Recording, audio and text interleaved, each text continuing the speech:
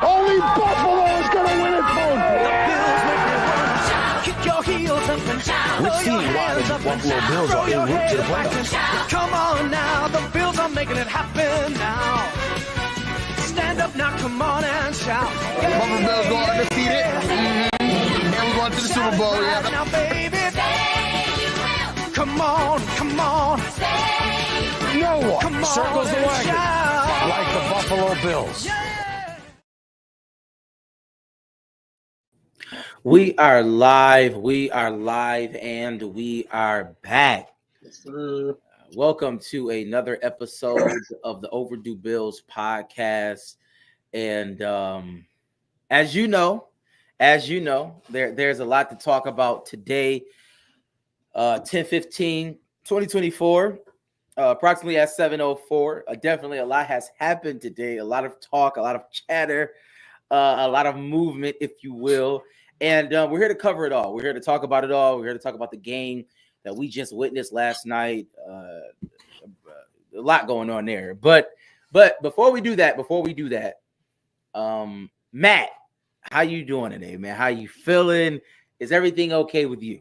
Yes, sir. Everything's good. I'm happy to see my guy Rad not wearing black today. Not for a no funeral this week. Yes, So I sir. like it, man. I'm feeling good.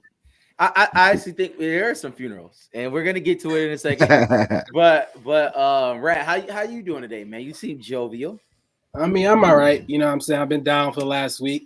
Got that thing. Pause. You know what I mean? I think I got that COVID, so I've been all right. My boy stays with the suds over there. You know what I'm saying? His immune system is on low. I ain't get that vaccine, so you know what I mean? Just keep attacking me, man. Osmosis Jones and them ain't fighting for you in there, dog. It's over. So it's back, y'all. The back is the sequel, the prequel, the fourth version of it is back. 10th version, whatever it is back. So stay, you know what I mean? Stay, I don't know, masked up, or I don't know, your hand sanitizers, but it had me down for a whole week, bro. So I'm good. I'm happy. The pod is bringing me some energy right now. The pod is giving me some energy right now, so I'm back. Yeah, definitely pause. Rat said he got that thing. That's crazy. Yeah, But yeah, so with that being said, let me do this real quickly before we get into the show. OverdueBillsPod.com. OverdueBillsPod.com. That's where you can find all of your Overdue Bills content. You can go there to the website. You can find wherever, we are on various platforms, all those amazing things. I want you to go follow, especially go get some merch. We all got hoodies on. We got merch. It's definitely hoodie season. So please tap in. Let us know if you want one. We could definitely get that to you. Let me do this. Shout out to Buffalo fan base. We appreciate the collab with them. We're on all of their platforms, even right now, especially on Twitter. I don't know if anything is lagging, but definitely you can go there. It's a fire place to go to interact. We'll see your messages from there. Instagram. Yeah, Instagram. We live on Instagram. We're everywhere. We're everywhere where you can get podcasts. And shout out to 26 Shirts. Shout out to also Matt. You gotta let the people know who is sponsoring the show today and every other show. Yes, sir. This episode and every other episode of this season of the Overdue Bills podcast is brought to you by Art of Glass Smoke Shop. Just like the Bills on the field, Art of Glass Smoke Shop lights the competition up. Western New York's one-stop shop will provide you any and all of your smoking needs to get you right. Art of Glass is a huge selection of CBD, kratom, scales, rolling papers, and so much more. Stop into any one of their Western New York locations today and get everything you need. They also offer a premium cigar lounge located at 3495 Delaware Avenue in Kenmore. Stop in today and check them out. Mention the Overdue Bills podcast, and at their cigar lounge on Delaware, you get a complimentary day pass, and also at any other of their locations, you get 50% off all glass purchases when you mention the Overdue Bills pod. They give out day passes? That's lit. Yes, sir. Also, additionally, if you do and make any purchases at Art of Glass, hit us up. You'll get a 10% off code for our website, OverdueBillsPod.com. Shout out to Art of Glass. Please go tap into them. We appreciate them. Definitely been 2 thumbs up. But with that being said, let me do this. Quick question of the day. And I'm just going to ask this. Because we're going to go into the game. We have a lot to talk about, obviously, for some new additions to the team, So I kind of just want to go into it, and I want this question to lead into it. And I normally don't do this, but I'm going to do it today. Who was worse? Who was worse? The kicking that we saw yesterday or the refs that we experienced? I'm just going to ask that question as just a jovial question. Matt, who do you think was worse, the kicking or the refs yesterday? Man, I'm gonna say as bad as the kicking was, I think that might go down as the worst reffing performance in any NFL game. I mean, at one point, it just looked like they were like afraid. You know what I mean? They were afraid of every call they were gonna make because it was ridiculous at one point, man. It was just like every single play there was something going on, and even Aaron Rodgers alluded to it today. Even that roughing the passer, that wasn't roughing the passer for an opposing quarterback to say that, openly, it just goes to show how bad that was yesterday. Interesting. Right. What would you say? Who was worse? The reffing or the kicking game? It's tough, right? That's tough. Yeah. I gotta go kicking game. I gotta go kicking game here because this was my thing going. I talked about how I went to the kids game, preseason game, and it was third quarter. Everybody was leaving. Nobody's in the stands. They trotted. Is it Brandon Bass? What's his name? Tyler Bass. Tyler Bass. Whatever. Bass. Brandon Bass is a Celtics player. They trotted him out there. Nobody there. Beautiful day. It was like 65 degrees, 70 degrees, 35-yarder. Shanked it right. I said, "Oh, this is gonna be a problem." I thought this is gonna be a problem all season. I see. This is going to be a huge problem all season. And once again, here we are. It's a problem. Adam Schefter just posted that a kicker was signed, but not for us. Somehow Jacksonville in London is signing kickers, and we are still here with Brandon Bass. So I don't know. I think shout out to we're gonna foresight where Brandon Bean did, but I think he got some more to do. Shout out to B Bass, but he got to go. We're definitely gonna get into that. I kind of want to just throw it out there because I do want to go into the game quickly. I want to go into the game quickly because there's a lot to talk about, right? We definitely have a lot to talk about, even into our division. Like it was some fireworks that got everybody upset prior to the knowledge of what we've seen after that. So let's talk about the game, right? Game recap. 20-23. Nobody had that score. 20-23, or at least none of us, I don't think, in our score predictions. 20-23. Actually, you know what? We was kind of similar. I think we said 17-20 or something like that. Brad might have said 20-23. Brad actually might have said 20-23. So go look back at that just to see. And if something is going, I think everything is fine on Facebook. I'm not sure, but go to our Twitter. I know everything is fine on that. I know everybody is saying maybe like a little bit of issues, but we're working that out right now as we speak. But 20-23. And I wouldn't even call it a nail biter per se. I would just call it was a sloppy game. Obviously, a lot of penalties, a lot going on. But I want to ask this question. I want to ask this question to everybody out there. Matt, when you watched that game yesterday, knowing obviously James Cook was out, we didn't know, but that kind of came as a surprise. Did your expectations meet the reality of the game? Right, whatever your expectations going into the game, when reality set in, when you saw the game, did those things come together? Did they collide? Did they meet? So, I would say to the point of that obviously I knew that it was going to be a tough game. Divisional game. We usually have close, hard fought games with the Jets. So that aspect of it, yes. Did I expect the running game to excel the way that it did last night with Ray Davis? I'm going to say I thought there would be a little more of a drop off between him and James, but man, in the pass game and the run game, obviously he showed out last night. So that blew away my expectation. But as far as how the game went, I did think it was going to be a down to the wire game. with the talent that they have on the offensive side and defensive side, and just a divisional matchup, we have trouble with those guys at least one game a year. Interesting. So Rad, if you want to talk about the run game, you can, but just ask it in a blanket question. Did your expectation of the game meet the reality of what you saw? Right, I thought we was gonna win. I thought it was gonna be a tough game. I thought, we was gonna be able to get to Rodgers here and there, which we did do that. So overall, yes. Now the kicking game was a mess. The penalties was a mess. So, on that aspect, I expect us to have that much of a mess on the penalties aspect. I know we can talk about the refs. Were they bad? But a lot of them were penalties too. But a lot of them was like, you got to let these things go. But, just the penalties was a mess. So it made a lot of the scoring drives. And some drives we couldn't even start. We didn't even start the drive because, Dawkins and he spending too much time in the hood. He got wrecked with everybody on the Jets, I guess. I don't know what's going on with him.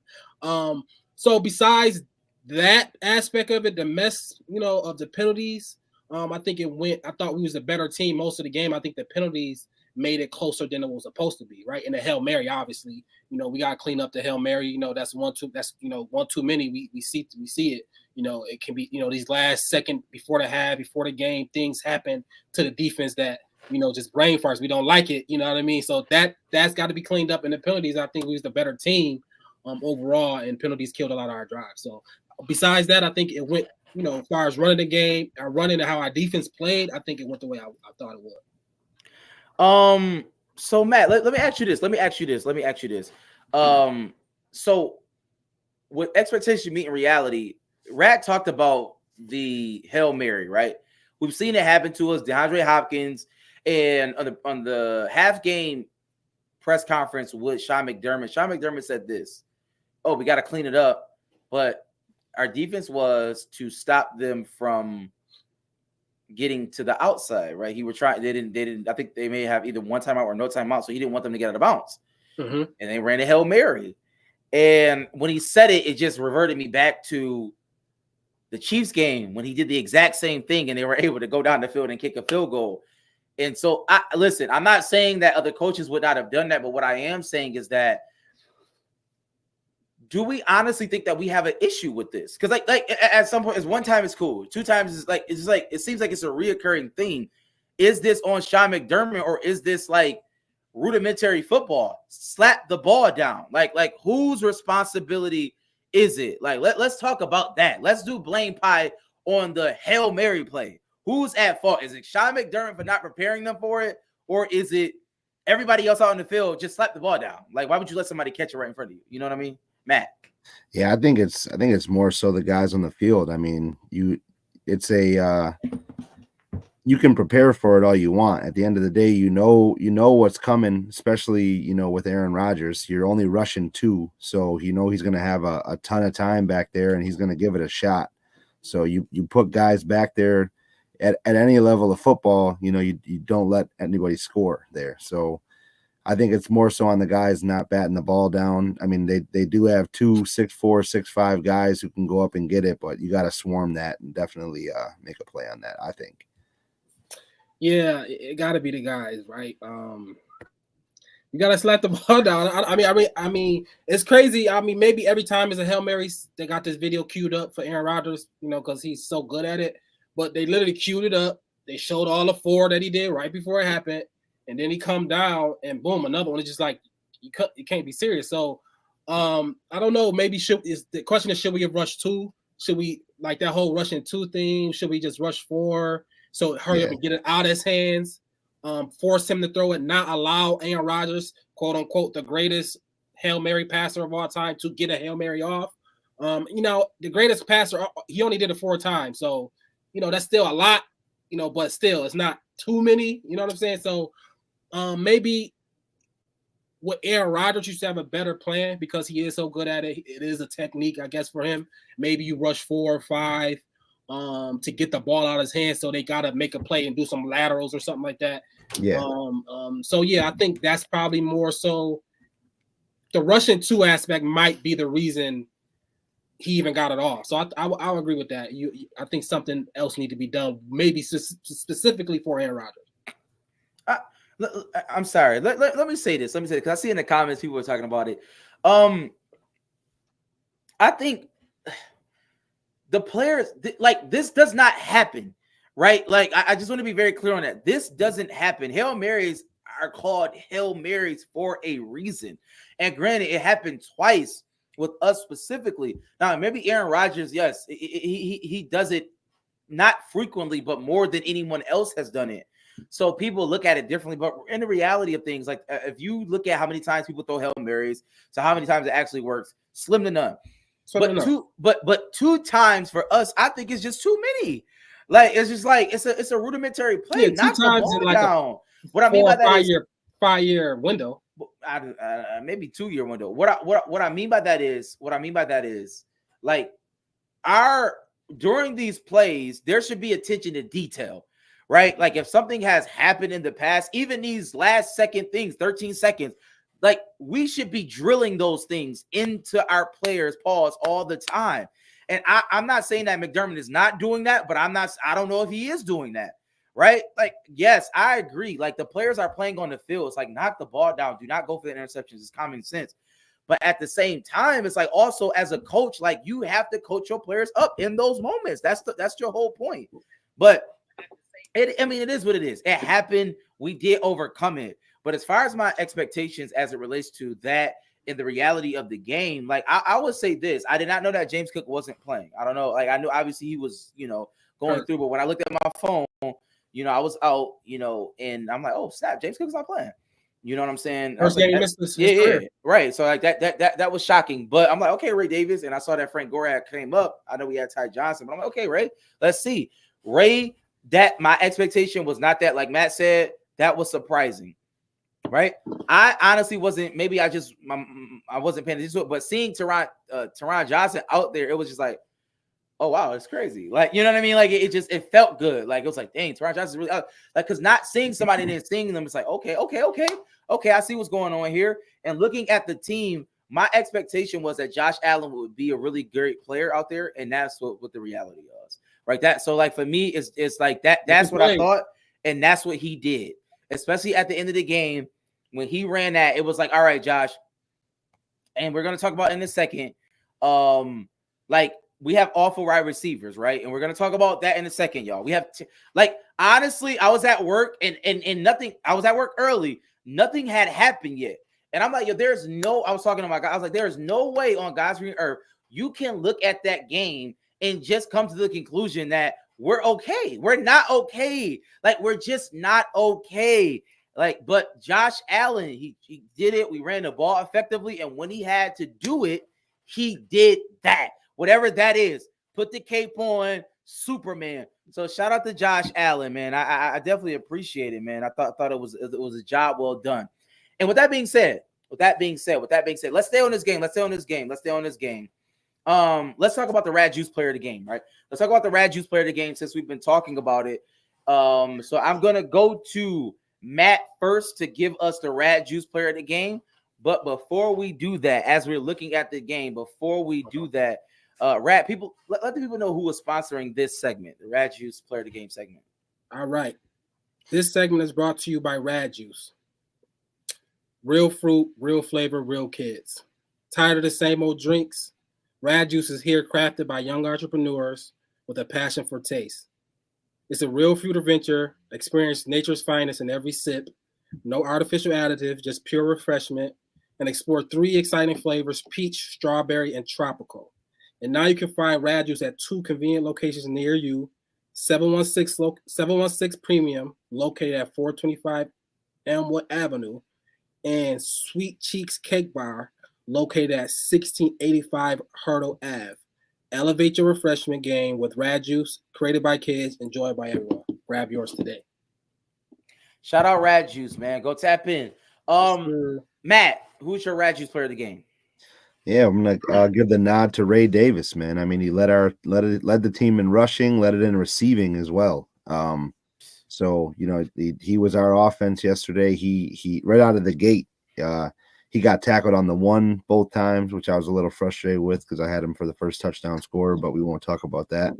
Yeah, he got tackled on the 1, set us up for a nice leading touchdown. And, he, like I said, there wasn't any drop off from him to James Cook in both the rushing and receiving game yesterday. So definitely Ray Davis.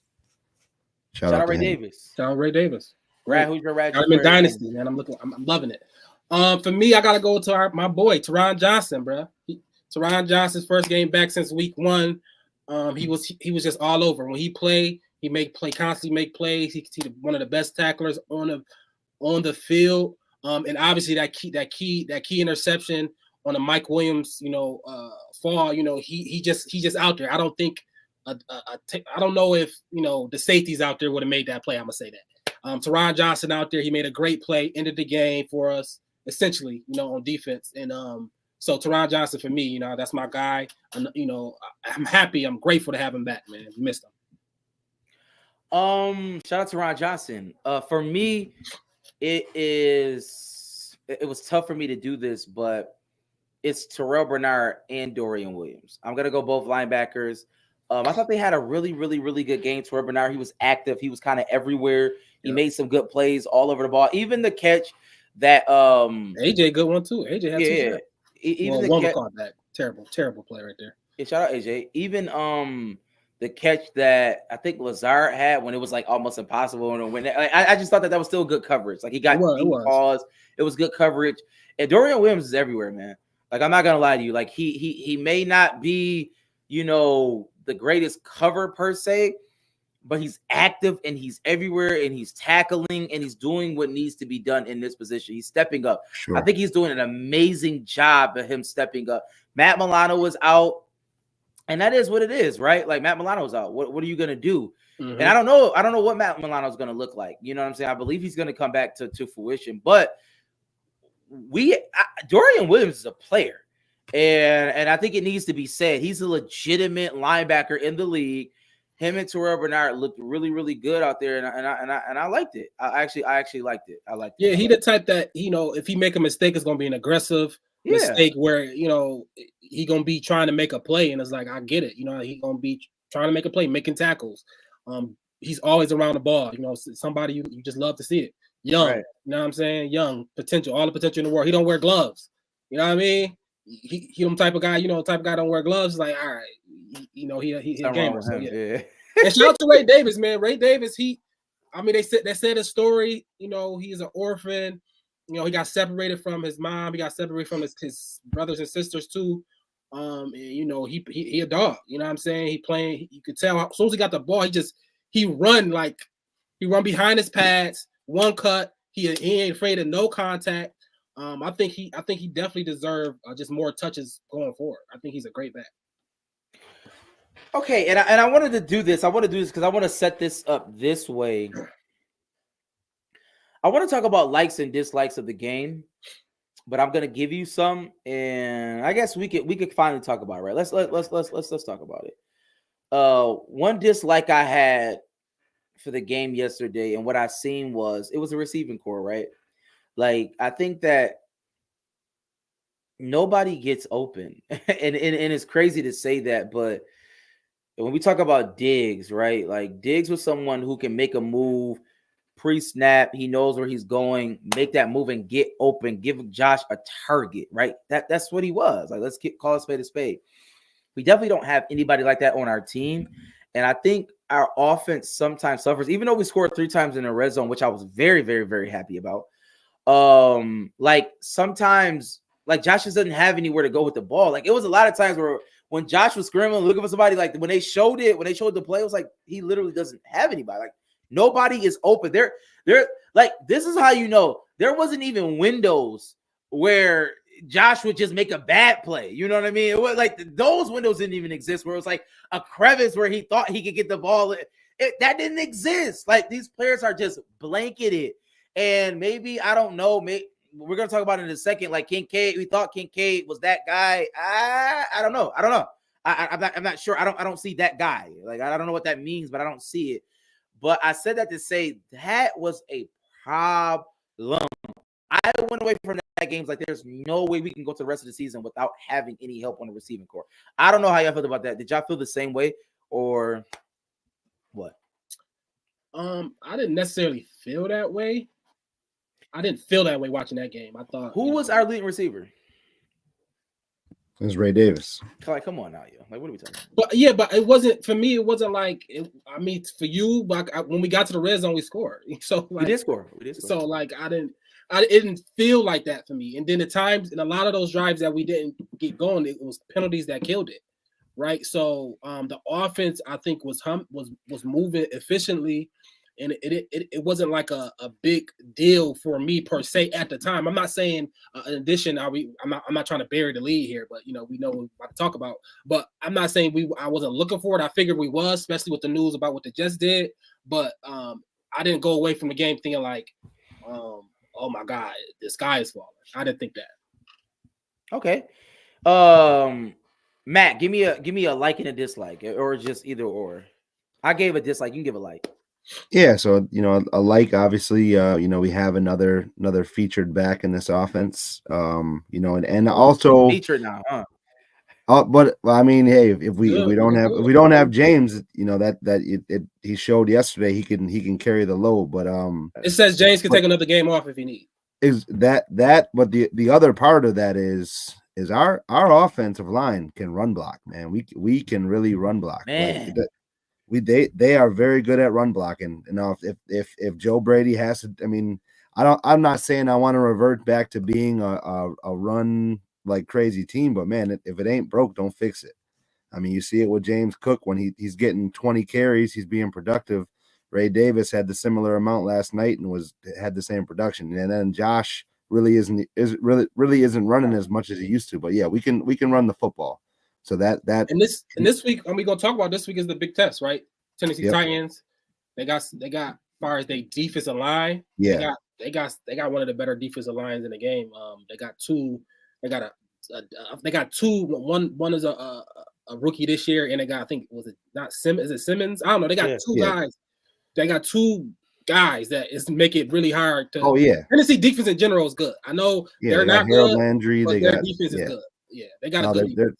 Their defensive line is solid. They were definitely causing some havoc last week in Indy, but no, where our offensive line lacks in the pass blocking, they definitely make up for it in the run blocking for sure. So I think going forward this season, we can control a lot of games by running the football well.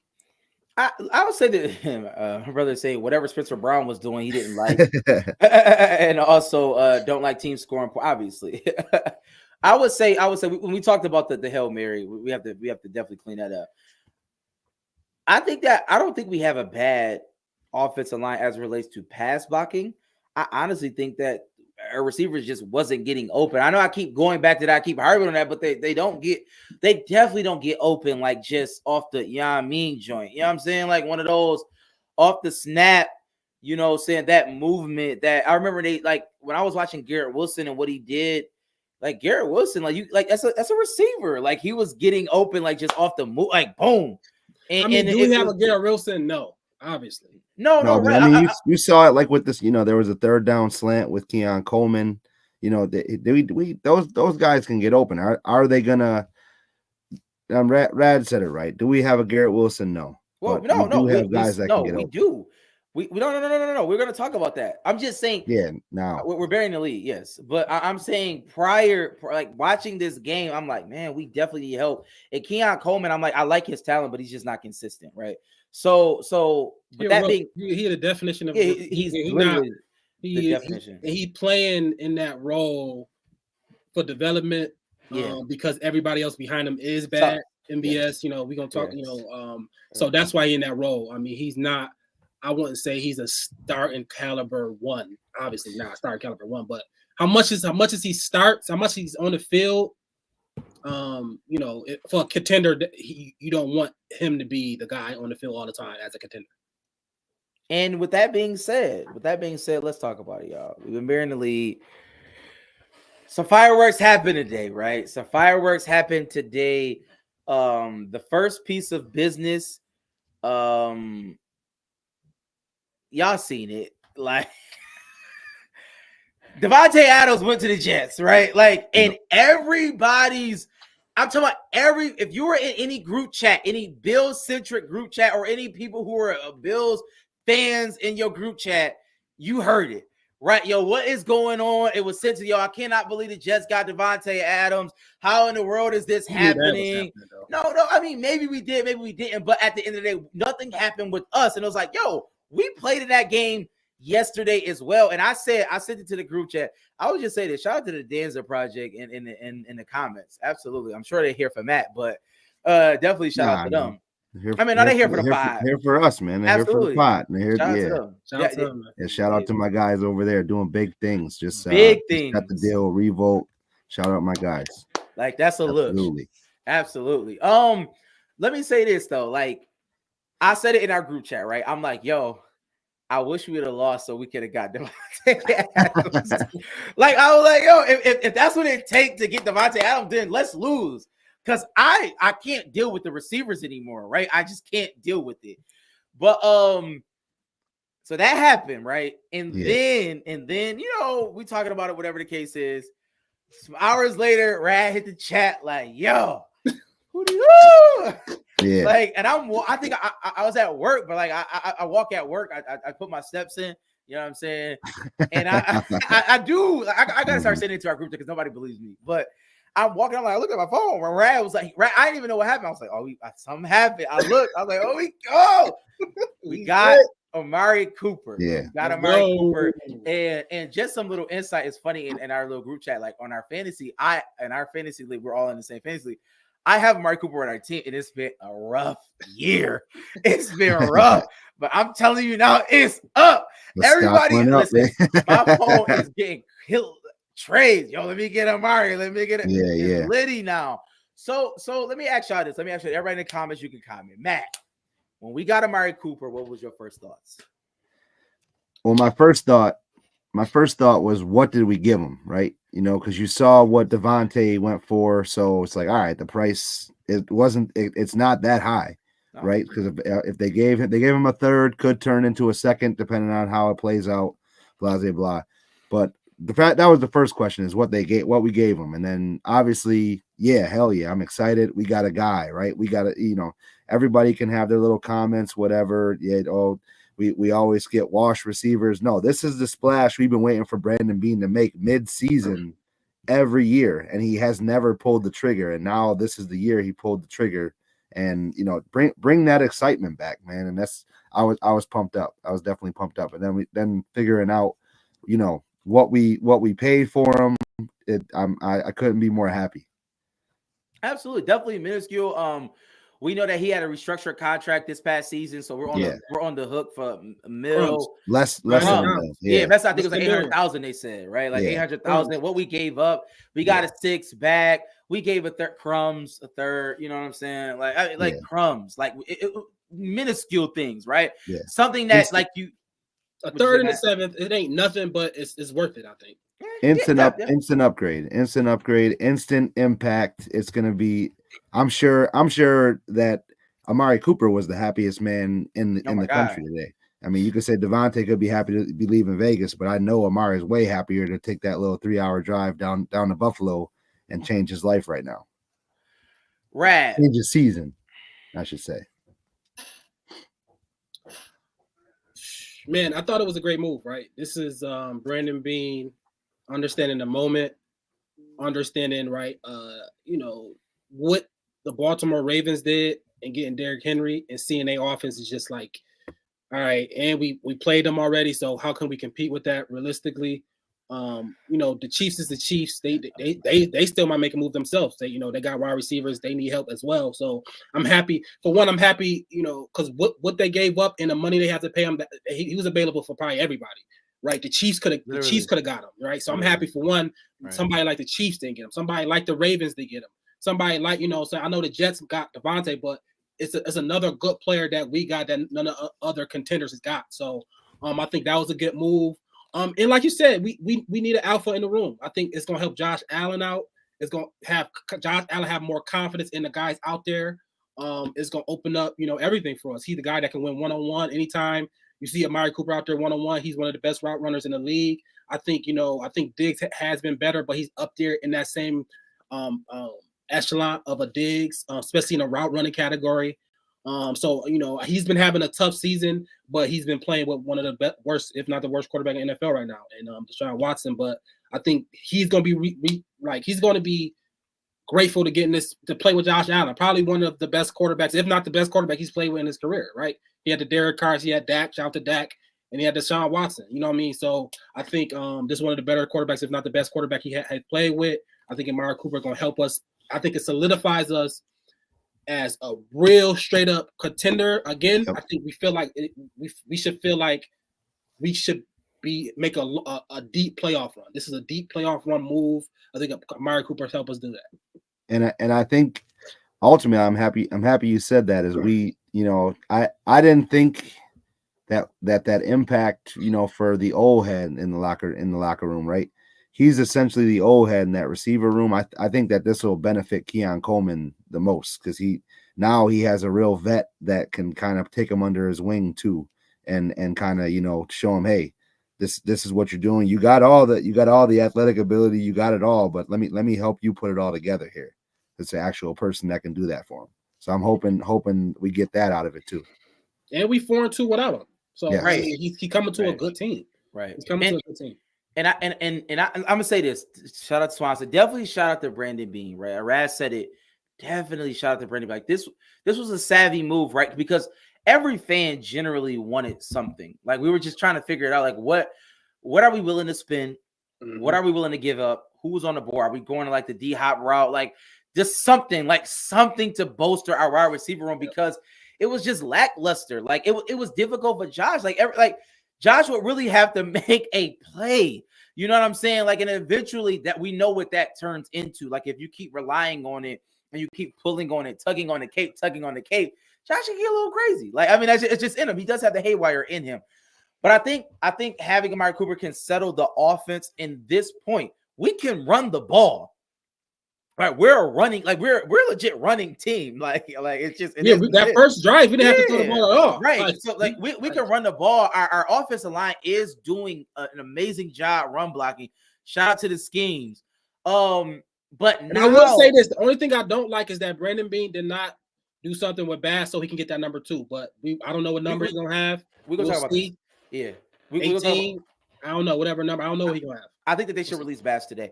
But I think he's gonna wear 19. I think 19. 19. Right. So right now, looking at it this way, I think that like having Cooper creates a dynamic offense. Like we can have our 2 tight end set. We can have Knox on the field. We can have Kincaid on the field, but we can have Amari Cooper now out there. So it's not a situation where it's like, okay, that we're going to run. No, we can legitimately pass now. Like one-on-one him. Put him in one-on-one coverage. You know what I'm saying? Like let's see it. I think he takes. I know a lot of people do like him, but I think he takes Coleman's role. I think Hollins you leave out there because who he is and what he means to the team. He blocks and I think blocking. I will give you that. I think he takes Coleman's role. Honestly, I think Coleman takes a step back. I don't know. I'm with you on that. I do think Hollins is good blocking, so I think he needs to be on the field. Obviously, Khalil Shakir, he needs to be on the field, but I do think that Coleman. He has shown me enough to whereas it's like he has something. There's something there. Yeah, but I'm saying Amari Cooper plays the X. And no, you're right. I mean, he don't play in the slot. He don't. If Coleman got to sit down, he got to go. Like I mean, he gonna play, but I'm saying his role is going to be diminished. I think. I wouldn't mind seeing Cooper in the slot. You know what I'm saying? I think he had good production in the slot for the Cowboys. But listen, that's for Joe Brady to decide, right? I'm confident in our offensive coordinator to get a great, talented receiver like him who can help us out on third downs, who can just get targets, who can, you know what I mean, make our offense dynamic. Yeah. Let's see. Like, show me. Like, you have a toy now. Now you have a toy. Like, now it's not like a basic, you know what I mean, whatever. Now we have a toy. So question. Yeah, what's up? Do you have long term? Do we care about long term? Do we try to get him for more than this year, or this is a 1-year rental? Move on. What's your thoughts on it? I guess it all depends on how it shakes out. I mean, obviously, if he comes here and he's super productive, and then the money side of it has to make sense next year. But yeah, I mean, obviously, I'm open to it because we're going to end up another high draft pick scenario. So the receiver group is going to be probably similar to what we had this year. So I'm open to it, but we'll cross that bridge when we get there. I'm like that. I mean, in being we trust, right? Yep. Like, I mean, he's proven it. He's proven. I'm a little critical of him, but I mean, I have no choice but to trust him. But with that being said, so shout out to Amari Cooper, right? We have Amari Cooper now, right? We're somewhat happy. We're moving forward. We have it's light at the end of the tunnel. So let's do this. Let's go to the game. We played the Tennessee Titans, and we talked about their defensive line, and we talked about those things. They're struggling. So let's do this.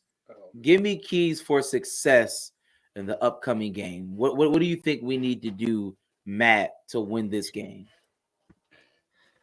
Yeah, I mean, continue to get after the quarterback. I mean, Epinesa we'll get to Mike's question later on, but yeah, I think we our front seven getting after Will Levis. Will Levis has shown every week that he's going to make some bad decisions. He's going to have some turnovers, and I think we force his hand in that scenario, and then continue to do what we're doing, convert, score some points. Okay, right. So I'm gonna try to answer Mike's question on here. I think I think he has. I think last year I know he didn't have a feature guy per se, but I think the passing game is fine. I mean, whether it's passing, running, I want an efficient offense, right? And I think he's shown that he have an efficient offense, and I think that's what he continues to do. So if that answers your question, Mike. But the key to success for me is this is the typical game where you don't beat yourself, right? Titans got a wild card back there, and Will Levis. He's gonna throw you the ball. He's gonna make mistakes. He's gonna fumble. He's gonna do something out of character. He's like, I'm not gonna say he's like young Josh Allen. He's worse than that. You know what I'm saying? Like he's just because he don't have the good side to him really. So I think if you for real, I think if we play good defense, let him throw the ball to us. We got to stop the run. Tony Pollard has been good and productive. Tony Pollard, Stajay Spears has been good and productive. But Will Levis is not good. You know what I mean? So I think we should. I think 22, 24, whatever points wins this game. I don't think as long as we don't beat ourselves, no turnovers, no penalties, and we're good. We're gonna talk about score predictions in a second, and definitely talk about the contest. I mean, in my opinion, keys to success is just go on the field and play. I think this is a bad team. I honestly think that we should beat them by a lot of points. And to Dancer Project, he said, I definitely love the aspect of developing our guys. I think going into this game, and I talked about it, right? And that's why I said I do give Bean credit for this. We have been on a 2-track. Like we're definitely going for a Super Bowl. So we're in a win now mentality, but we have been developing our guys. Like Dorian Williams, even though albeit injury, is being developed. Yeah. Right, like Khalil Shakir was developed. Like he's a AJ was Epinesa developed. Absolutely, AJ. How many years did I say? How many years was AJ on my cut? My cut sheet. Right, Deion Dawkins. Man, right, developed guys. Osiris Torrance. I mean, even Spencer Brown. Like albeit like. Yeah, but nonetheless, he is like Benford is a top 10 cornerback in the league. Like a legit player. He's a great but the development aspect, those guys were kind of just given the Viking swimming lesson, man. They were like just go in and take the tools that we gave you, and they're just it's paying dividends. So Bean is definitely showing. I mean, it's still a part of development though. Like I mean, absolutely. In order to you because he could have played Elam. We could have went veteran. We could have just said, let's just get some veterans and sit these kids behind them. Yeah. He trusted them and shout out to Sean McDermott. He's an amazing defensive coach. I mean, we held him to 20 points, right? Yeah. And to this game, the Tennessee Titans games, I think that he's gonna come with a great game plan. We're gonna blitz. I think we might blitz, we might not blitz. I don't know. Levis is terrible. But I think let me answer Mike to Mike's point. He said the bars in hell. The best passing offense is what? The Cincinnati Bengals, and they 1-5. Yeah. So I mean, like, what do you want? You want an efficient offense that wins, or you want the best passing offense? So we have Josh Allen. Josh Allen's gonna throw Amari Cooper the ball. That's all you need to know. Yeah. Like Amari Cooper is gonna get the ball. Trust me. No doubt. I can guarantee that. So let's do this. Let's do this real quickly. Matt, let's talk about the contest. Let's talk about the Sure. contest because people want to know who won the contest last week. So Mhm. we're going to talk about that, and then we're going to talk about going into this week, how you can enter into the contest and all those amazing things. We're going to give our score predictions and we're going to get off the show. But Matt, let us know, man. What's up? Yeah, man. So shout out to everybody who entered the contest last week. So we had no correct scores this week. So we went with our first tiebreaker, which was Josh Allen's passing yards. The closest to Josh Allen's passing yards, he finished with 215, was Amanda Marie on Facebook. Amanda. Shout out to you. We'll be reaching out, giving you some details on how to collect your gift card from Art of Glass Smoke Shop. Now this week contest, we're going to run it just like every week. Score prediction for the Buffalo Bills against the Tennessee Titans. You're going to follow both of us and Art of Glass Smoke Shop. You're going to predict the score. And then obviously, if nobody predicts the correct score, we have our tiebreakers in place in the event that happens. So Josh Allen's passing yards is going to be our first tiebreaker. And the secondary tiebreaker, I'm not going to go with Amari Cooper because I don't know if he's suiting up. But I will go. Yeah, I will go with let's go with Khalil Shakir's receiving yards this week as our secondary. So what do they win? So you enter into that. You have until 12:45 on Sunday. You'll have a chance to win a $20 gift card to Art of Glass Smoke Shop that can be used at either the smoke shop or the AOG Cigar Lounge. Sir. Mm-hmm. Shout out Art of Glass, man. $20 gift card. I mean, like, what more do you want? What more do you want? We definitely appreciate them. And with that being said, I need everybody to put their score predictions in the comments right now. Put your score predictions in the comments right now. I'm going to go to Rad first, then Matt, then me. Rad, give me your score predictions against the Tennessee Titans. I think the Bills win comfortably. I don't know. I try to get to the spread. I don't know what the spread is, but I think the Bills win double by more than 2 touchdowns. I'm going to go 31-14 Bills, 31-14. Wow, 31-14. Okay. Matt, what's your score prediction? Yeah, I'm minus 8.5. Minus 8.5. Woo! Yeah, I'm definitely going to piggyback, on the 31. I was at the 31 range. I'm going to go 31-10 Bills. Okay. Let me just respond to Mike. Mike, relax. You play the team that's in front of you. Like, that's all we can do is play the teams that's in front of us. Like that's just what it is. Okay. My score prediction is Bills 29. Bass is gonna miss field goals. Tennessee Titans 11. Bills 29, Tennessee Titans 11. I know it's an insane score, right? Is that a what's they call that? When the score never happens? Nah, you could get 29-11. That's not insane. Shout out to 31-13. I mean, it's highly unlikely, but listen, I've been in some Super Bowls, some squares, and this is like I've seen numbers get crazy now. Yeah, I'll tell you that. Like, I've seen numbers get crazy. The Super Bowl with the Seahawks in Denver that started with a safety. Yeah, everybody was toast. Like toast. Like somebody having 2-0 is like, oh my god, and it's like, yo, I hit. Nah, it's a fact. Anomaly. That's what I meant, Mike. Yeah, man. Back home after a couple weeks now. Yeah. Origami. So listen, let me say this. Shout out to everybody in the comments. We definitely appreciate y'all. Shout out to Buffalo fan base. Shout out to Art of Glass Smoke Shop. We want you to like, rate, and review, share, and subscribe. Please hit that subscribe button, man. We're on all platforms: Facebook, Instagram, Twitter, YouTube. We're live literally on all platforms. Shout out to overduebillspod.com. Overduebillspod.com. You see the merch. It's hoodie season. If you're in Buffalo, you actually do need a hoodie, right? We got these, we got hats, we got beanies, we got literally might be mask on it. You might need a mask, man. Yeah, we got it all. So please go to the website or hit us up on all platforms. We can get that merch to you. And listen, we'll be back next Tuesday at 7:00. Next Tuesday at 7:00. So every Tuesday at 7:00, we will be here. Enter into the contest, and y'all know how we end every show with a little bit of that. Hey, hey, hey, hey, hey, hey, hey. Only Buffalo is gonna win it, folks. Kick your heels up and down. Let's see why the Buffalo Bills are en route to the playoffs. Come on now, the Bills are making it happen now. Stand Stand up now, come on and shout. Yeah. Buffalo Bills go undefeated. And we're going to the Super Bowl. Right Yeah. now, baby. Come on, come on. No one Come on circles the and wagon shout. like the Buffalo Bills. Yeah.